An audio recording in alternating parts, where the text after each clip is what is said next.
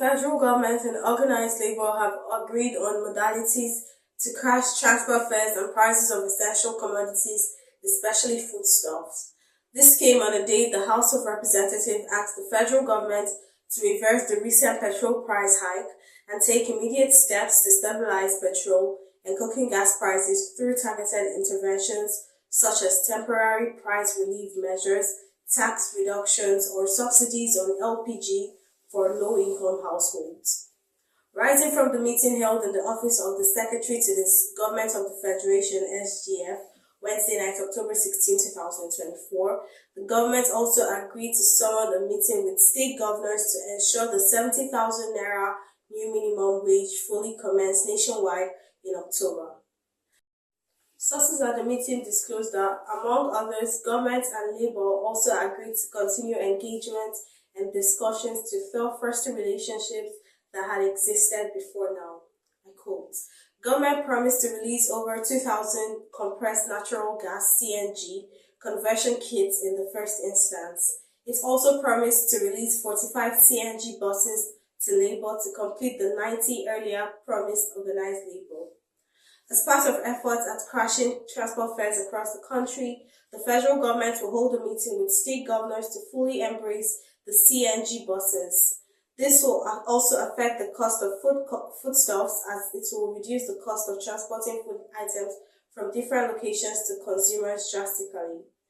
These are part of efforts to cushion the effects of the subsidy removal on the citizens. The government also promised to summon a meeting of the Economic Council to impress it upon state governors to ensure the new minimum wage takes off across the country this month. It also promised to incorporate labor into the Economic Council so labor will participate and monitor economic policies of government instead of government-trained policies and labor in Nigerians that may result in agitation or protest. They agreed that it is better to jaw than war, meaning there will be continuous dialogue between government and labor. The government also promised to hasten and complete the refineries. They said almost 5 refineries are about to be completed, end of quote, the source said. The sources equally said, I quote, "Government promised to pay all outstanding arrears and wage awards to workers and inaugurate all the board labor as representatives." One of the sources said, "All these are promises, but the good thing is that it was agreed that the meeting will be a continuous process." Another source also said that the issue of government not honoring agreements was raised, adding that the government admitted that it did not do well in that regard and promised to change. Asked if labor was satisfied with the meeting, the source said, I quote, "It is not about satisfaction but a way forward from the past where government was not discussing with organized labor. If this trend or practice continues, there is every possibility that disagreements between government and labor will reduce." End of quote. The Joint National Executive Council (NEC) meeting between the two labor centers, NLC and TUC, he said, was to brief members about the outcome of the meeting with government. Recall that among government representatives at the meeting were Malam Nuhu Ribadu, the National Security Advisor (NSA), Nkiruka Ojiocha, Labor Minister, and Wale Edun, Minister of Finance and Coordinating Minister of the Economy. Others include Alhaji Mohammed Idris, Information Minister, Heineken Lopobiri, Petroleum Resources Minister, Ikperikpe Ekpo, Minister of State for Petroleum Resources, Gas, and representatives of the Nigerian National Petroleum Corporation Limited, NNPCL. Also present at the joint meeting were the President of NLC, Mr. Joe Ajaero, Deputy President Kabiru Ado-Sani, the General Secretary, Mr. Imam Ubuaja, Deputy President of the TUC, Dr. Tomi Etimokun, the Secretary General, Nuhu Toro, and the President of the Nigerian Union of Teachers, NUT, who is also a Deputy President of NLC. Addressing newsmen at the end of the meeting, the Minister of Information and National Orientation, Alhaji Mohammed Idris, said the federal government will continue to engage with organized labor and not wait until there was tension on any issue before doing so. Fielding questions on whether the meeting with the labor had anything to do with minimum wage, the minister said, I quote, "These are just general discussions. Government is always desirous of engaging with Labour. This is one of such engagements. We will continue to interact with them. We won't wait until there is tension about anything before we engage Labour.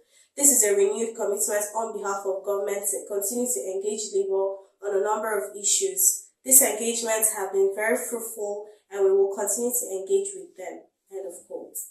Meanwhile, the House of Representatives has asked the federal government to reverse the recent petrol price hike and take immediate steps to stabilize petrol and cooking gas prices through targeted interventions such as temporary price relief measures, tax reductions, or subsidies on LPG for low-income households. It is also called on the Nigerian National Petroleum Corporation Limited (NNPCL), Ministry of Petroleum Resources, and other relevant agencies to expedite the repair and maintenance of domestic refineries and increase local refining capacity as a stopgap measure to reduce dependence on imported refined petroleum products.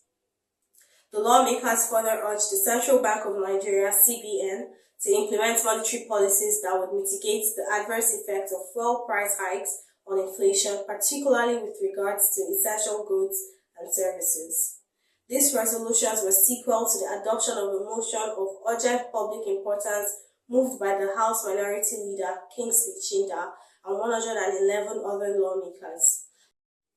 The House solidly adopted the motion, urging the federal government to explore alternative energy sources and diversify the country's energy mix to reduce reliance on petrol and gas, as well as to promote renewable energy solutions, sustainable and affordable in the long term.